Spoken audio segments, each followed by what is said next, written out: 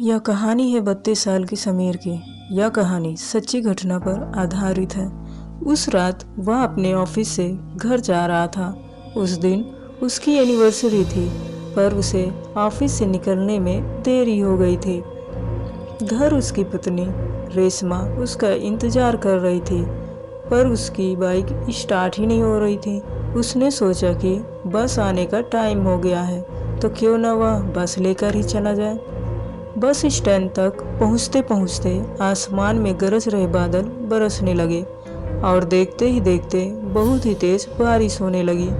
समीर अपना सूटकेस अपने सर पर रखकर बस का इंतजार करने लगा। समीर के कपड़े बुरी तरह भीग रहे थे। तभी उसके ऊपर बारिश के बूंदें गिरना बंद हो गई। समीर ने अपने साइड में देखा तो एक आदमी अपनी छतरी के आधे हिस्से से समीर को भीगने से बचा रहा था। समीर को यह देखकर बहुत अच्छा लगा और वह उस आदमी को देखकर मुस्कुराने लगा। उस आदमी ने हाथों में ग्लव, आंखों पर काला चश्मा और सर पर एक हैट पहनी हुई थी, इसलिए समीर को बाद में देखने में थोड़ा अजीब लग रहा था। तभी वह आदमी समीर को देखकर कहने लगा, यह दुनिया कितनी अजीब है, कहीं बारिश है तो कहीं सूखा, कहीं जिंदगी है तो कहीं मौत। समीर के पास इस बात का कोई जवाब नहीं था। उसने बस मुस्कुराकर अपना सर हिला दिया। उसी समय समीर का फ़ोन बज पड़ा। उसने पॉकेट से जैसे ही फ़ोन निकाला, उसके हाथ से स्लिप होकर ज़मीन पर गिर गया। समीर जैसे ही ज़मीन से फ़ोन उठाने के लिए झुका, उसे कुछ ऐसा दिखाई दिया जिससे उसकी रूह कांप गई। उसके हाथों से फ़ोन दोबारा गिर गया। उसके साथ में खड़े आदमी की टांगें ही नहीं थी और ना ही उस आदमी के जूतों के अंदर पैर थे, मानो तो वो आदमी हवा में झूल रहा था। समीर के चेहरे का रंग बदलने लगा और उसने चुपचाप अपना फ़ोन उठाया और उसके पैरों के बारे में सोचने लगा। समीर ने उस आदमी से दूर जाने का सोचा, लेकिन जैसे ही उसने अपनी नज़रें घुमाई तो उसने देखा कि अब पूरा बस स्टैंड खाली था। आसपास किसी ऑटो का भी नामो निशान नहीं था। वहाँ पर अब समीर और उस आदमी के अलावा और कोई भी नहीं था। समीर की हालत ख़राब हो रही थी। देखते ही देखते बारिश और तेज़ होने लगी। उस तूफान के बीच उस बस स्टैंड पर वही दोनों खड़े थे।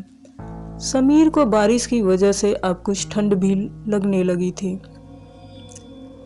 उसे कोई बस भी आती हुई दिखाई नहीं दे रही थी। समीर ने अपनी वाइफ रेशमा को मैसेज किया और उसे अपनी सिचुएशन बताते हुए जल्दी से आने के लिए कहा।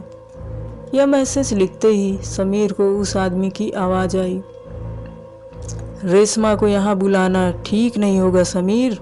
यह सुनते ही समीर के पैरों तले ज़मीन खिसक गई। वह छतरी के नीचे से निकलकर रोड की दूसरी तरफ भागने लगा। बिना पीछे मुड़े समीर तब तक भागता रहा जब तक उसे वह आदमी देखना बंद नहीं हो गया। भागते भागते समीर बहुत ज़्यादा थक गया था। समीर रोड के साइड पर लगे एक बेंच पर बैठ गया। उसने अपनी तेज चल रही सांसों को नॉर्मल किया, पर तभी एकदम से उसके सर पर पड़ रही बरसात फिर से बंद हो गई। समीर ने सहमी नज़र से अपने साइड में देखा तो उसकी साइड में फिर वही आदमी छतरी लिए बैठा था। यह देखकर समीर की चीख निकल गई और वह तुरंत उस बेंच से उठकर फिर रोड की तरफ भागने लगा। रोड पर बारिश की वजह से अब धुंध भी आने लगी थी। आसमान में कड़कती बिजली की आवाज़ समीर की चीखों को दबा रही थी। थोड़ी दूर आकर समीर फिर से रुक गया। बार बार पीछे मुड़कर देख रहा था। हाँफते हाँफते जब उसने सामने देखा तो बहुत ज़ोर से बिजली कड़की और उस बिजली की चमकती रोशनी में उसे वही आदमी बीचों बीच खड़ा दिखाई दिया। इस बार सिर्फ उसका आधा शरीर हवा में तैर रहा था। वह समीर को देखकर मुस्कुराया और उसने अपना चश्मा उतार दिया। उस आदमी की आंखें पूरी तरह से काली पड़ी थी और उसमें से खून बह रहा था। तभी समीर को पीछे से एक बस की हॉर्न आवाज़ आई। समीर ने पीछे मुड़कर देखा तो पीछे से एक बस आ रही थी।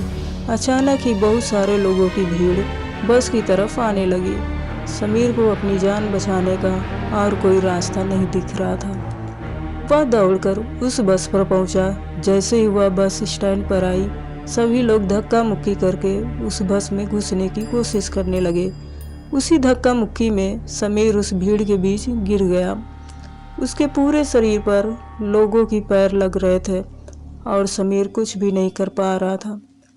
बस की ड्राइवर ने भीड़ को हटाने के लिए बस को थोड़ा आगे बढ़ा दिया और समीर के आधा शरीर बस के नीचे कुचल गया। तड़पता हुआ समीर वहीं होश खो बैठा। तभी रेशमा समीर की बताई हुई लोकेशन में पहुंच गई। उसने समीर को रोड के बीच खून से लथपथ पड़ा दिखा। उसके आसपास कोई भी नहीं था। रेशमा समीर को जल्दी से हॉस्पिटल ले गई। समीर की जान तो बच गई, पर समीर ने अपना पैर हमेशा के लिए खो दिया था। अब वह फिर कभी चल नहीं सकता था। जब समीर ने अपने साथ हुई घटना बताई तो कोई भी समीर की बताई हुई बात पर यकीन नहीं कर रहा था। जब रेशमा ने उस बस स्टैंड से जुड़ी न्यूज़ को देखा तो उसके होश उड़ गए। रेशमा ने देखा कि करीबन 10 साल पहले ऐसे ही एक केस में एक आदमी की मौत हुई थी और तब से लेकर आज तक मानसून के महीने में एक आदमी ऐसे ही हादसे का शिकार होता है। और पुलिस का बयान देते वक्त वह सभी एक अजीब सी काले आँख वाली आदमी के बारे में बातें करते हैं। रेशमा समझ गई थी कि समीर भी उस काले आँख वाली आदमी का शिकार हुआ है। कुछ सालों बाद डिप्रेशन के कारण समीर की मौत हो गई। अब रेशमा हर साल मानसून की महीना में बस स्टैंड पर जाती है कि उसकी मुलाकात उस काली आंखों वाले आदमी से हो जाए। रेशमा को हमेशा लगता है शायद वह काली आंखों वाला आदमी भी ऐसे ही किसी भीड़ के नीचे आकर मर गया होगा और अब वह सबसे अपना बदला ले रहा है। रेशमा उससे पूछना चाहती थी कि वह यह सब क्यों कर रहा है, पर रेशमा को वह आदमी आज तक कभी भी नहीं मिला, शायद कभी मिलेगा भी नहीं। पर आपको क्या लगता है कौन था वह आदमी और उसने समीर को ही क्यों चुना?